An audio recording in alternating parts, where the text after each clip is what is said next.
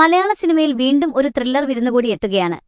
ചാക്കോച്ചൻ നായകനായി കിരൺദാസ് സംവിധാനം ചെയ്യുന്ന ഉന്മാദം ഈ മാസം അവസാനം തിയേറ്ററുകളിലേക്ക് എത്തുകയാണ്. പ്രേക്ഷകർ ആകാംക്ഷയോടെ കാത്തിരിക്കുന്ന ഈ ചിത്രത്തിന്റെ പ്രീ റിലീസ് വിശേഷങ്ങളിലൂടെയാണ് നമ്മളിന്ന് കടന്നുപോകുന്നത്.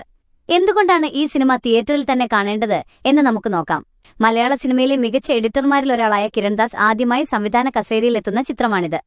ഒരു എഡിറ്ററുടെ പക്കൽ നിന്നും തികച്ചും പേസ്ഡായ, ഒട്ടും ലാഗ് ഇല്ലാത്ത മികച്ച മേക്കിംഗ് നമുക്ക് പ്രതീക്ഷിക്കാം.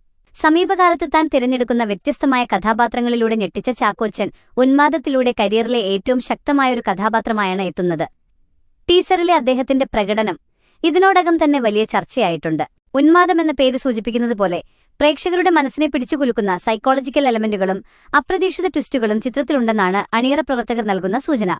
തിയേറ്റർ അനുഭവത്തിന് ഏറെ പ്രാധാന്യം നൽകി ഒരുക്കിയിരിക്കുന്ന ചിത്രമാണിത്.